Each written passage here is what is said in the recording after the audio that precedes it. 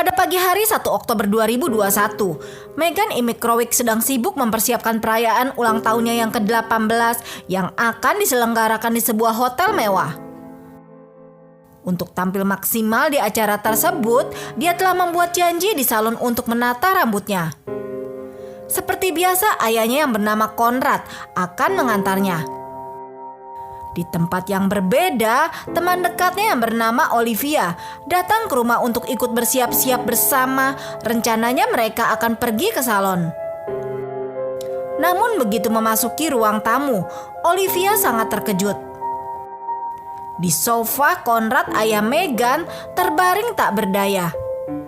Sedangkan Meghan duduk di dekat ayahnya dengan tatapan yang kosong, terperangkap dalam keheningan, seakan bingung harus berbuat apa.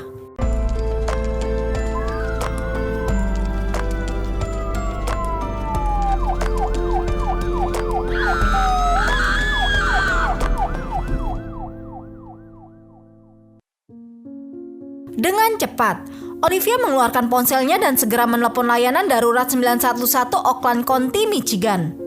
Tim paramedis pun datang tak lama setelah itu. Sedangkan Conrad terus berjuang melawan luka-lukanya yang parah. Dalam kondisi yang semakin kritis, tubuhnya yang terguncang akibat luka bakar dan cedera berat semakin tak mampu menahan rasa sakit yang mendera. Tim medis pun segera bertindak dengan cepat, mengangkat tubuhnya yang hampir tak bergerak dan membawanya ke dalam ambulan. Suara sirine meraung keras, memecah keheningan pagi yang mencekam, sementara ambulan melaju cepat menuju rumah sakit terdekat. Di sepanjang perjalanan, Conrad terbaring lemah, wajahnya pucat dan noda merah terus mengalir meskipun para medis berusaha menghentikan pendarahan. Setiap napasnya terengah-engah, namun di tengah kepanikan itu, ia masih berusaha berbicara. Dengan suara yang terputus-putus, Conrad berusaha menjelaskan apa yang sebenarnya terjadi.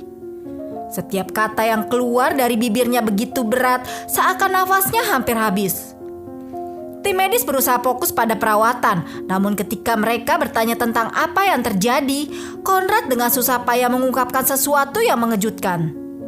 Semua orang di dalam ambulan terdiam sejenak, terkejut oleh pengakuan yang begitu mengejutkan.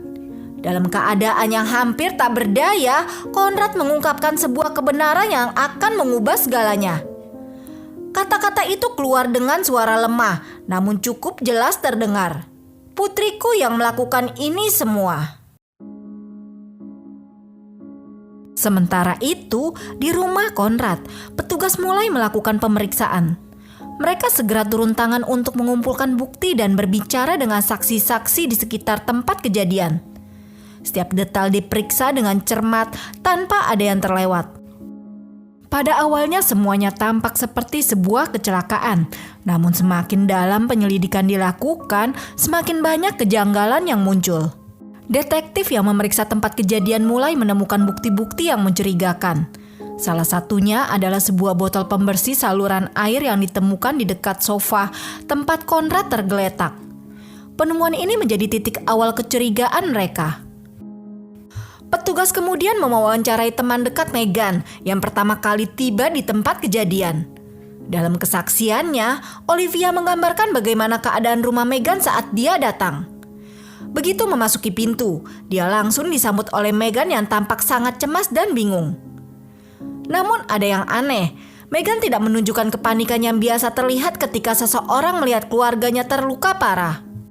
Dia tampak cemas, tapi tidak seperti orang yang sedang panik atau ketakutan, ujar Olivia saat dimintai keterangan. Biasanya, kalau seseorang melihat ayahnya dalam keadaan seperti itu, pasti reaksinya akan jauh lebih heboh, lebih emosional. Tapi Meghan justru tampak seperti terfokus pada sesuatu yang lain. Olivia melanjutkan dengan kesan kuat di benaknya. Meghan terlihat memandangi ayahnya Conrad yang terbaring di sofa bukan dengan tatapan khawatir atau takut, melainkan dengan cara yang seolah ada sesuatu yang ingin disembunyikan. Aku bisa merasakannya. Ada sesuatu yang dia coba tutupi, mungkin bukan hanya karena ayahnya yang terluka. Sesuatu lebih dalam yang membuat dia terlihat seperti itu. Setelah mendapatkan keterangan dari Olivia, petugas pun mengunjungi Megan. Megan yang tampak tidak begitu terkejut ketika pertama kali diberitahu bahwa ayahnya dalam kondisi kritis, memberikan penjelasan yang tidak terlalu meyakinkan kepada para penyelidik. Dia mengaku bahwa semuanya terjadi begitu cepat, bahwa dia tidak benar-benar tahu apa yang telah terjadi. Namun semakin dia berbicara, semakin banyak inkonsistensi dalam cerita yang dia berikan. Ketika dia ditanya lebih lanjut tentang bagaimana cairan pembersih itu sampai ke tubuh ayahnya, jawabannya terkesan menghindar dan raut wajahnya berubah gelisah. Kecurigaan semakin menguat setelah detektif mendapatkan keterangan dari petugas tanggap darurat yang pertama kali membawa Conrad. Petugas itu mengatakan meskipun dalam kondisi kritis, Conrad sempat memberikan pernyataan yang mengarah pada Megan sebagai pelaku. Petugas memutuskan untuk memeriksa keadaan Conrad untuk memastikan keterangan tersebut. Namun saat para penyelidik bertanya lebih lanjut, sesuatu yang aneh terjadi. Conrad yang sebelumnya sempat memberikan pengakuan mengejutkan tentang putrinya, kini mengubah ceritanya. Dengan suara lemah dan bingung, ia mengatakan bahwa ia tidak ingat apapun tentang kejadian itu, seolah-olah ingatannya terhapus begitu saja. Pada akhirnya setelah serangkaian penyelidikan yang intens, detektif tetap memutuskan untuk menangkap Megan. Mereka mengumpulkan cukup bukti yang menunjukkan bahwa kejadian tersebut lebih dari sekedar kecelakaan. Tuduhan penyerangan dengan niat untuk melukai tubuh dan kekerasan dalam rumah tangga dilayangkan kepada Megan. Namun sayangnya setelah hanya beberapa hari di balik jeruji, Megan dibebaskan setelah membayar uang jaminan. Conrad yang selamat dari serangan awal masih harus menjalani penderitaan panjang. Luka-lukanya mengharuskan ia kehilangan kakinya karena infeksi. Ginjalnya gagal sehingga ia harus menjalani dialisis secara rutin. Luka bakar kimia yang serius juga memaksanya menjalani prosedur cangkok kulit. Selain itu, paru-parunya rusak akibat menghirup asap kaustik sehingga ia bergantung pada alat tracheotomi untuk bernapas. Pada 6 Maret 2022, 3 hari setelah alat bantu hidupnya dicabut, Conrad akhirnya kehilangan nyawanya pada usia 64 tahun akibat luka-lukanya. Kurang dari seminggu setelah kehilangan ayahnya, tepatnya pada 11 Maret, jaminan Megan dibatalkan dan tuduhan terhadapnya ditingkatkan menjadi penghilangan nyawa. Ia segera ditahan tanpa jaminan hingga persidangannya yang dijadwalkan pada Juni 2023. Petugas kemudian melakukan interogasi terhadap Megan dan hasil dari penyelidikan lanjutan ini mengungkapkan apa yang terjadi di pagi hari tersebut. Pada pagi hari, 1 Oktober 2021, Megan Imikrowicz sedang sibuk mempersiapkan perayaan ulang tahunnya yang ke-18 yang akan diselenggarakan di sebuah hotel mewah. Untuk tampil maksimal di acara tersebut, dia telah membuat janji di salon untuk menata rambutnya. Seperti biasa, ayahnya Conrad akan mengantarnya. Namun pada hari itu, Conrad yang dikenal sebagai peminum berat telah mengonsumsi alkohol dalam jumlah banyak meskipun masih pagi. Dalam keadaan mabuk dan tidak mampu mengemudi, dia tertidur di sofa. Megan berdiri di samping ayahnya yang terbaring di sofa. Perasaan marah dan frustasi bercampur aduk. Kekecewaan dan rasa putus asa karena tidak bisa membangunkan ayahnya membuatnya merasa sangat kesal. Dalam keadaan emosi yang memuncak, matanya tertuju pada sebuah botol pembersih saluran air yang ada di meja dekatnya. Tanpa berpikir panjang, dipengaruhi oleh perasaan yang semakin tak terkendali, ia segera mengambil botol itu dan menuangkannya ke tubuh ayahnya.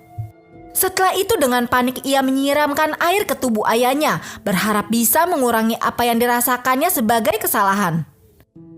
Namun kombinasi antara cairan dan air itu menimbulkan reaksi yang tak diinginkan. Kulit ayahnya mulai teriritasi dan rasa sakit yang hebat segera muncul. Megan yang terkejut baru menyadari bahwa tindakannya meskipun dipicu oleh emosi yang meluap, telah menyebabkan sesuatu yang jauh lebih buruk daripada yang ia bayangkan. Reaksi ini menyebabkan iritasi pada kulitnya dan rasa sakit yang semakin parah. Megan merasa sangat ketakutan dan bingung, tak tahu harus berbuat apa untuk memperbaiki keadaan yang semakin buruk. Tepat pada momen inilah Olivia teman Megan tiba di tempat kejadian dan langsung terkejut melihat kondisi Conrad yang tergeletak tak berdaya di sofa.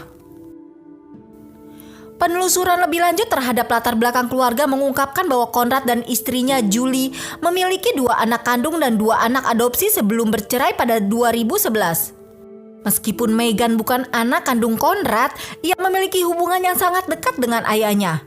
Hal ini mungkin menjelaskan mengapa, meskipun terbaring di rumah sakit, Conrad berusaha melindungi Meghan saat hukum mulai menjeratnya. Inilah yang terjadi kemudian selama proses persidangan. Jaksa menggambarkan Meghan sebagai wanita yang terbiasa mendapatkan apapun keinginannya.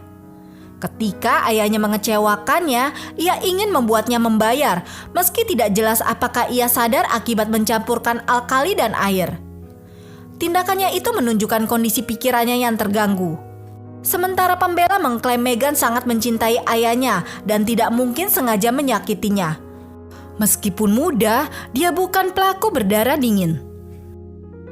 Saat memberikan kesaksian, Meghan mengatakan jaksa penuntut berusaha membuat saya terlihat seperti monster, tapi itu bukan saya. Dia juga menggambarkan ayahnya sebagai sahabat dan pahlawan. Pada 25 Juli 2023, Meghan dinyatakan bersalah atas penghilangan nyawa. Meskipun dijatuhi hukuman, peristiwa yang terjadi setelahnya membuat banyak orang mempertanyakan apakah keadilan telah ditegakkan. Saat itu jaksa penuntut meminta hukuman minimal 7 tahun yang menurut mereka masih tergolong ringan. Namun setelah mempertimbangkan berbagai faktor, Hakim Victoria Valentine membuat keputusan yang mengejutkan. Hakim Valentine menjelaskan bahwa dia tidak percaya Meghan yang masih muda sepenuhnya memahami akibat dari tindakannya. Oleh karena itu, dia menjatuhkan hukuman 1 tahun penjara.